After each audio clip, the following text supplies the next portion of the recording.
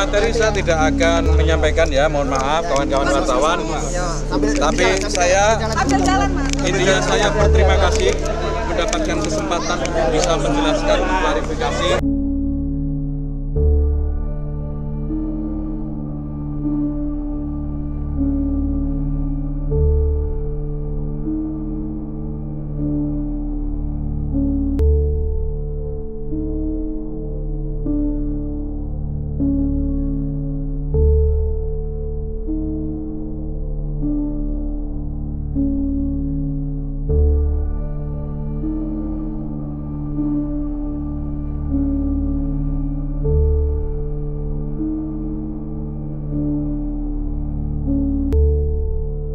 Halo, balik lagi bareng aku, Berio WB. Masih bersama Zona Kriminal. Kalian tahu NU kan? Ya, Nahdlatul Ulama, ormas agama yang tergolong besar di negara kita. Nah, di minggu-minggu ini ada satu cerita yang masuk dalam sorotanku ya, kuota haji. Jadi, ibadah suci yang harusnya soal rindu pada tanah suci, tiba-tiba jadi soal angka, SK, dan tumpukan dokumen. Dan di tengah cerita itu, seorang mantan Menteri Agama yang juga kader besar dari NU, Yakut Kholil Qomas, dipanggil, diperiksa, bahkan rumahnya digeledah oleh penyidik. Ya, penyidik dari KPK. KPK sudah turun, ada penggeledahan, ada pencegahan bepergian ke luar negeri, ada suara masyarakat yang marah, ada juga suara dari dalam ormas. Ini urusan personal, bukan institusi. Nah, di saat yang sama lahir sebuah kementerian baru, Kementerian Haji dan Umroh. Dan yang duduk di bangku menteri lagi-lagi orang dari lingkungan NU, Gus Irfan Yusuf. Jadi ini fenomena dengan warna yang sama, hanya ganti bingkai.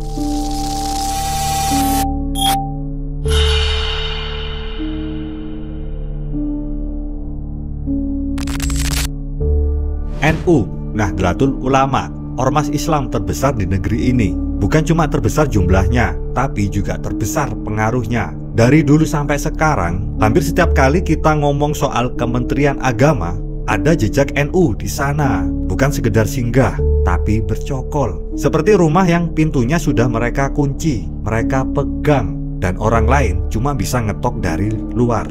Dan yang terbaru, nama Yakut Kholil Qomas, mantan Menteri Agama, kader NU tulen, orang penting. Tapi sekarang, nama beliau dipanggil bolak-balik oleh KPK, diperiksa dalam kasus dugaan korupsi kuota haji. Nilai kasusnya, triliunan rupiah, kuota tambahan 20.000 jemaah. Yang seharusnya jadi berkah untuk umat, malah dibagi 50-50 antara reguler dan khusus. Padahal undang-undang jelas bilang, kuota khusus itu maksimal 8%. Tapi SK Menteri akhirnya terbit, tanda tangan rapi, legal secara kertas, tapi problematis secara hukum. KPK sudah geledah rumahnya, sita dokumen, bahkan mobil. Pencegahan ke luar negeri pun sudah keluar. Tapi yang bikin aneh ya, sampai sekarang statusnya masih saksi. Padahal publik sudah membaca jelas, ada SK, ada kebijakan, ada pelanggaran aturan. Nah, pertanyaannya, apakah hukum kita benar-benar buta atau pura-pura rabun kalau yang tersangkut punya nama besar dan baju ormas? Jadi ya lucu juga ya, yang katanya mayoritas umat, urusan paling sakral kayak ibadah haji loh, bisa juga dijadikan ladang basah. Nah, kalau di luar negeri kan orang rebutan saham tambang, tapi kalau di sini rebutan kursi kuota. Nah, sampai umat yang seharusnya menabung puluhan tahun buat naik haji, malah harus menanggung dosa orang lain yang menjadikan ibadah suci sebagai bisnis elit. Dan ketika kasus ini meledak, publik menanti, siapa pengganti? Apakah ada reformasi? Apakah ada wajah baru? Nah, jawabannya, dibentuklah kementerian baru, Kementerian Haji dan Umroh. Keren ya. Dari dulu kan kita cuma mengenal Kemenak, sekarang ada satu kementerian khusus. Tapi ya jangan buru-buru tepuk tangan, karena menteri yang dilantik siapa lagi kalau bukan dari kalangan NU juga, Gus Irfan Yusuf. Nah, NU lagi, NU lagi. Seolah-olah negara ini udah nggak punya stok lain. Jadi sekarang kita punya dua catatan. Yang lama, seorang kader NU diperiksa KPK karena kuota haji. Dan yang baru, Kementerian yang juga soal haji dipimpin oleh kader NU. Bukankah ini seperti mengulang pola yang sama? Publik akhirnya cuma bisa bertanya-tanya, apakah ini reformasi atau sekedar ganti nama dari Kemenak ke Kementerian Haji? Tapi pemainnya tetap itu-itu aja. Lalu jangan salah, ada wamennya juga dari Muhammadiyah. Katanya sih biar ada keseimbangan. Tapi apa iya sekedar bagi kursi bisa menutup problem struktural? Ini bukannya seperti ngasih permen ke anak kecil yang lagi nangis. Jadi hanya sekedar biar diam, bukan benar-benar menyelesaikan masalah. NU memang punya legitimasi besar, basis massa luas dari jaringan pesantren, kultural, politik. Tapi dominasi yang terlalu kuat juga punya potensi. Apakah ormas agama terbesar ini sedang menjaga umat atau sedang menguasai umat? Apakah negara ini sedang diurus dengan prinsip demokrasi atau sedang dipandu oleh monopoli ormas? Ibadah suci ke Mekah adalah perjalanan spiritual yang ditunggu hingga puluhan tahun. Bisa dikotori oleh angka-angka transaksi. SK Menteri jadi buktinya. Kuota jadi komoditas. Kementerian baru jadi panggung politik. Dan kita sebagai umat lagi-lagi cuma jadi penonton. Bayar tabungan haji tiap bulan sambil berdoa agar antrian kita nggak ikut dikorupsi. Jadi kalau kamu perhatikan, ada pola. Ini bukannya aku menuding langsung ya. Aku hanya mengamati. Ketika masalah muncul di satu periode kepemimpinan, solusi yang dipersembahkan kerap berupa reorganisasi nama atau struktur. Kita butuh kementerian baru, katanya.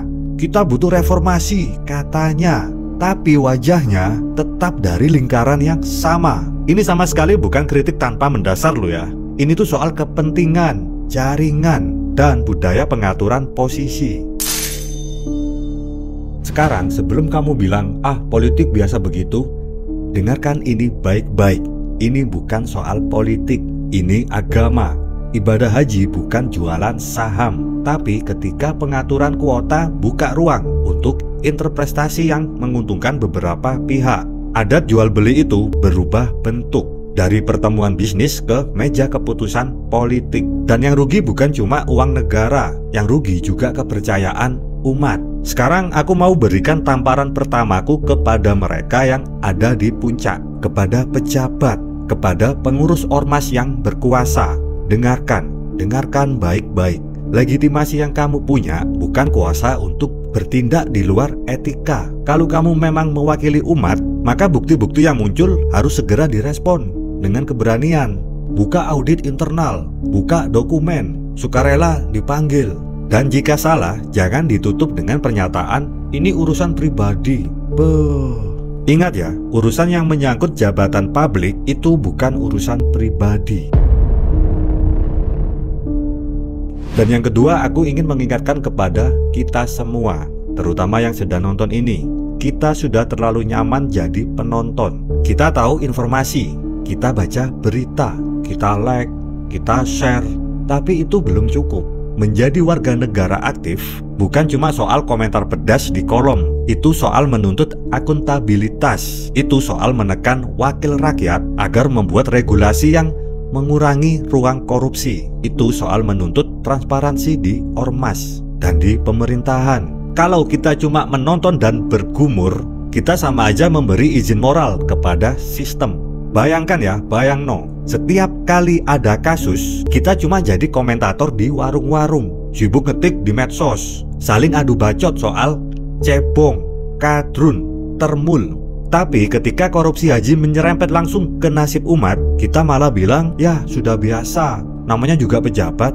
Nah, kalimat sudah biasa itulah yang membunuh kita pelan-pelan. Karena semakin biasa kita menganggap dosa, semakin halal rasanya mereka melakukannya. Coba deh sekali-kali pikirkan proses pembentukan kebijakan. Siapa yang memberi usulan? Siapa yang memberi rekomendasi internal? Siapa yang memberi analisis berdampak? Dan siapa yang menandatangani? Ini tuh bukan permainan anak-anak loh.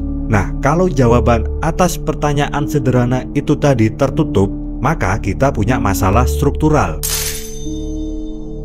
Kita sering memilih amnesia kolektif. Ada kasus A, tiba-tiba ramai, lalu seminggu kemudian tenang. Muncul lagi kasus B, kita ulangi lagi. Nah, lalu tiba-tiba kita terhibur dengan drama berita. Tapi apakah ada perubahan nyata yang terjadi? Tidak cukup kalau 1-2 pejabat diganti tanpa sistem pengamanan baru. Ini tuh bukan soal 4 orang di meja yang diganti. Ini soal bagaimana kebijakan itu dibuat, bagaimana audit dilakukan, dan bagaimana masyarakat ikut menuntut. Dan lagi-lagi ya, dengarkan ini. Jika kamu mengharapkan pembenahan hanya dari internal ormas atau dari pejabat yang punya konflik kepentingan, ya berarti kamu sedang berkhayal. Perubahan sejati itu datang dari tekanan publik yang konsisten, dari warga yang nggak hanya berteriak di grup-grup WhatsApp, tapi berkoordinasi menuntut akses informasi publik, menggunakan saluran hukum, meminta DPR lakukan fungsi pengawasan yang nyata, bukan sekedar rapat. Lalu kira-kira apa yang bisa kita lakukan? Pertama, tanyakan dokumen publik, minta salinan SK, minta penjelasan teknis, ajukan permintaan informasi ke kementerian lewat KIP. Lalu yang kedua, awasi proses di DPR. Tanyakan pada wakil rakyatmu itu soal pansus, minta transparansi hasil angket. Dan yang ketiga, dukung lembaga independen yang menuntut audit. Dan terakhir yang keempat, jangan takut menilai ormas yang kamu dukung. Kasih mereka masukan publik agar mereka tidak merosot menjadi partai keluarga. Nah, pada akhirnya masalah ini bukan cuma soal NU, bukan cuma soal Yakut, bukan cuma soal kementerian baru. Ini soal bagaimana agama dijadikan alat kekuasaan, soal bagaimana ibadah bisa jadi proyek, dan soal bagaimana kita sebagai rakyat masih harus percaya bahwa hukum benar-benar bekerja. Meskipun terkadang hukum terlihat ragu menyentuh mereka yang terlalu besar. NU mungkin menguasai elemen agama di negeri ini, tapi pertanyaan kita sederhana. Apakah mereka menjaga atau justru menjual? Reformasi atau sekedar ganti baju? Ya, kita lihat nanti. Karena sejarah di negeri ini punya kebiasaan buruk. Dosa lama selalu disembunyikan dengan wajah baru. Aku Berio WB.